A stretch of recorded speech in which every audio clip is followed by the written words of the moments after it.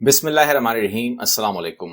آج اس ویڈیو میں ہمیں سمجھنا ہے کہ OIC کا جو رشیا کا معاملہ ہے وہ آپ لوگوں نے سوال کیا ہے کہ ہمیں اس کے اوپر ویڈیو چاہیے، تو یہ ویڈیو اسی حوالے سے ہے کہ رشیا کیوں ایک پرماننٹ سیٹ چاہتا ہے OIC کے اندر، اور یہاں پر کچھ یہ سوالات بھی آئے تھے کہ یہ تو آپ راستہ کھولنے کی بات کر رہے ہیں کہ باقی جو ممالک ہیں وہ بھی آ سکتے ہیں، یعنی کہ بھارت کی بات بھی آپ لوگوں نے کی۔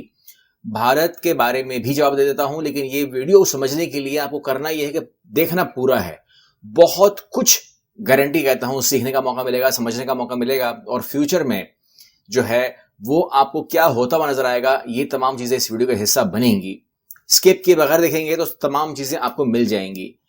اگر ہم گزرے 100 سال کی بات کریں تو ہمیں برطانیہ سپر پاور نظر آتا ہے۔ آپ ورلڈ وار 1 سے پہلے چلے جائیں، آپ 200-250 سال بھی پیچھے جائیں گے تو برطانیہ نظر آئے گا، کیونکہ برصغیر کی تاریخ ہے، ہماری تاریخ ہے۔ لیکن آپ کو میں صرف 100 سال پہ لے کے جاؤں گا جہاں برطانیہ ہے۔ برطانیہ کی جو پوزیشن تھی نا سپر پاور کی، وہ بہت ہی سٹرونگ تھا، یعنی کہ اتنا امریکہ سٹرونگ کبھی ہوا ہی نہیں جتنا برطانیہ سٹرونگ تھا۔ اور برطانیہ نے 60% ورلڈ کے اوپر، کہتے ہیں 60% ورلڈ کے اوپر حکومت کی۔ اس کی بات ہی کچھ اور تھی۔ آج تو بڑی پابندیاں ہیں، بڑی سختیاں ہیں، بڑا چیک اینڈ بیلنس ہے، برطانیہ کے ٹائم پہ تھا ہی نہیں۔ اس کے سامنے اگر کوئی نکل کر آ رہا تھا تو جرمنی تھا۔ ورلڈ وار 1 ہوتی ہے، نہیں فیصلہ ہوتا کچھ بھی، کوئی دنیا کہیں کسی طرف نہیں بیٹھتی، اونٹ کسی کروٹ بیٹھتا ہی نہیں ہے۔ تو جنگوں کا سلسلہ، یا جسے ہم کہتے ہیں کہ ایک آپس میں سلسلہ جاری رہتا ہے کہ ورلڈ وار 2 چھڑ جاتی ہے۔ ورلڈ وار 2 میں دنیا یہ فیصلہ کرتی ہے کہ برطانیہ کو ڈیمیج کرنا ہے، اور وہ جرمنی کو اور برطانیہ کو لڑنے دیتی ہے، مرنے دیتی ہے، اور آخری میں ہوتا یہ ہے کہ امریکہ جو ہے وہ دونوں کو رنگ سے باہر پھینک دیتا ہے۔ اب کیا ہوا کہ برطانیہ کی طاقت ختم، اور جو جرمنی ہے وہ بھی ختم ہو گیا، یعنی کہ اس حوالے سے ختم نہیں ہوئے، وہ ملک ہیں اور اس ٹائم بھی ٹھیک ٹھاک ہے۔ لیکن وہ جو معاملہ تھا نا سپر پاور کا اور امرجنگ پاور کا، اور جرمنی کو بننا تھا سپر پاور، جو بنانا چاہ رہا تھا وہ اپنا ان کا جو ہٹلر ہے، لیکن وہ سب کچھ پھر فنش ہو گیا۔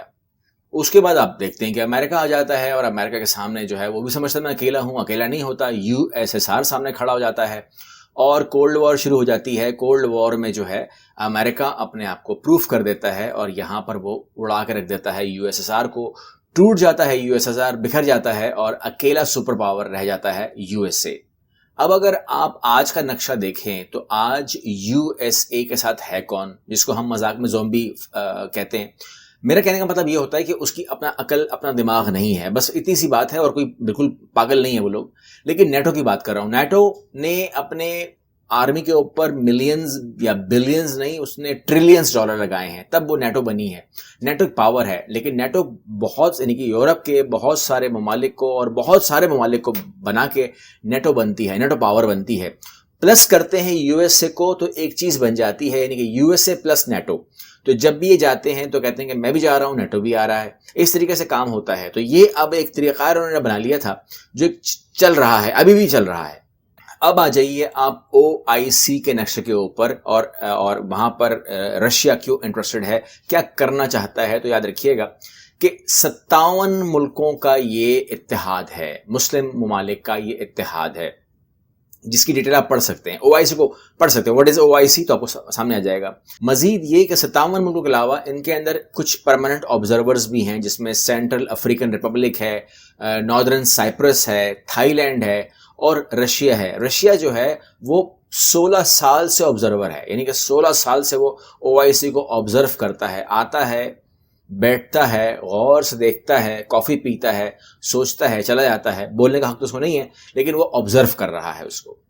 اب آپ پوچھتے ہیں کہ یہاں پر کیا آبزرور بن سکتا ہے بھارت بھی، کیونکہ آپ کو کنسرن وہاں پر ہے۔ تو میں ایک بات بتا دوں کہ اگر آپ اپلیکیشنز چیک کریں گے کہ جن ملکوں نے آبزرور بننے کے لیے اپلیکیشنز دی رکھی ہیں، جن کو فیوچر میں شاید شامل کیا جائے ایز آبزرور اسٹیٹ، تو اس میں کانگو ہے، لیبریا ہے، موریشس ہے، فلپین ہے، ساؤتھ افریقہ ہے، سری لنکا ہے۔ جو آبزرور بننا چاہتے ہیں وہ ممبر تو نہیں بن پائیں گے، لیکن آپ یہ سوال کر سکتے ہیں کہ بھئی یہ کیوں بننا چاہتے ہیں۔ تو ان کو آبزرور بننا ہے، ان کو OIC کو آبزرو کرنا ہے، مسلم ممالک کے ساتھ تعلقات جوڑنے کے لیے ہم کو سننا سمجھنا بہت ضروری ہے، ہمارے قریب آنا بہت ضروری ہے۔ لیکن آپ بھی کہتے ہیں اس میں تو یعنی کہ ऑब्जर्वर की रिक्वेस्ट भी नहीं कर रखी भारत ने, तो फिर आपने शक कैसे ज़ाहिर कर दिया कि वो आ सकता है? तो यहाँ पर मामला ये है कि वो एज अ ऑब्जर्वर मेरे हिसाब से उसको आना भी नहीं चाहिए। तो ठीक है कि आप कहेंगे वहां पर तो बड़ी मुसलमानों की आबादी है, वो कम से कम ऑब्जर्वर तो मांग ही सकता है, इतनी बातचीत तो उसकी होगी अरब रियासतों के अंदर भी। किसी को भी कह देगा, यूएई को बोल देगा, सऊदी अरब को बोल देगा कि यार मुझे भी कहीं कोने में बिठा दो, तो बिठा देंगे, लेकिन ऑब्जर्वर ही रहेगा ना। वहां पाकिस्तान परमानेंट मेंबर है, और पाकिस्तान जब वहां पर आता है और जिस तरीके से वहां पर वो मामले करता है, वो कौन सुनेगा? मतलब वहां पर अगर वो ना ही बैठे तो अच्छा है। मेरा मशवरा है कि अगर भारत वहां पर ना ही बैठे, इन बातों को ना ही ऑब्जर्व करे, इतने करीब से अगर सुनेगा पाकिस्तान को, तो ज़्यादा उसको अच्छा नहीं लगेगा। तो इसलिए वो बनना ही नहीं चाहता इसका ऑब्जर्वर भी। तो रशिया को तो परमानेंट मेंबर बनना है। अब जब आप रशिया को देखते हैं, उसका फार्मूला जब आप पढ़ते हैं, जब वो अपने कागज़ पे लिख रहा होता है, जब उसको आप खामोशी से देखेंगे, पीछे से आएंगे क्या लिख रहा है वो रशियन जो वहाँ पर बैठे होते हैं, ऑब्जर्व कर रहे होते हैं, तो वो लिख रहा होता है कि यूएस प्लस नेटो, ठीक है ना। फिर वो लिखता है, मिटाता है उसको, US plus Israel, Israel in अरब, फिर वो उसको मिटाता है, फिर सोचता है इस तरीके से, फिर वो कॉर्ड लिखता है, फिर वो G7 लिखता है, वो सब कर रहा होता है। इस तरीके से वो मिटाने के बाद रशिया लिखता है रशिया प्लस OIC। तो आप कह सकते हैं कि OIC की मतलब आज तक अगर मैं बात करूं आपसे, तो OIC के बारे में आपका कहना क्या मतलब क्या होता है? यानी कि आप क्या कह रहे होते हो, OIC बेजान है, OIC बेकार है। देखें बात यह है कि अगर आप एक आम आदमी घर पे, ठीक है ना, F-35 खड़ा कर दें, अब F-35 काम का है या नहीं है ये एक अलग बात है। वो F-35 आप उसको संभाल सकते हैं क्या? आपको उड़ाना आता है तो एक अलग बात है। अब अगर आपको उड़ाना नहीं आता तो F-35 का कसूर नहीं है। जो OIC है वो बहुत बड़ी चीज है, यानी कि सोचिए 57 मुल्क तो बैठे हुए हैं, नंबर 1, ठीक है ना, 10 उसके ऑब्जर्वर लगे हुए हैं। तो वो दुनिया में UN के बाद अगर कोई बॉडी है, ठीक है ना, जिसका कोई फिक्स टास्क भी नहीं है, मतलब वो बिल्कुल एक मुकम्मल तौर पर चल रही है, और पाकिस्तान चलाएगा उसको, इंशाल्लाह सब चलाएंगे उसको, तो वो OIC है। उसकी वैल्यू आप खत्म नहीं कर सकते। आपको इस्तेमाल करना नहीं आता, आपको उसका यूज नहीं आता, आपको पावर उसकी नजर नहीं आती, तो वो कसूर उनका नहीं है। अब आप आ जाइए रशिया की सोच के ऊपर। रशिया कहाँ कहाँ है? लीबिया, सीरिया, सूडान, कहाँ कहाँ, ईरान खास तौर पर, ठीक है। फिर वो तुर्की के पास चला जाता है, पाकिस्तान से वो कितना करीब आ चुका है वो आपके लिहाज से है। और अरब के अंदर, अरब खित्ते के अंदर इसराइल तंग करता है रशिया को, हमेशा तंग करता है। सीरिया के अंदर बमबारी करता है, अभी उसने मिसाइल मारे हैं और ठीक ठाक मारे, जिसका नुकसान इसराइल का हुआ है। ये बात उसको पसंद नहीं है।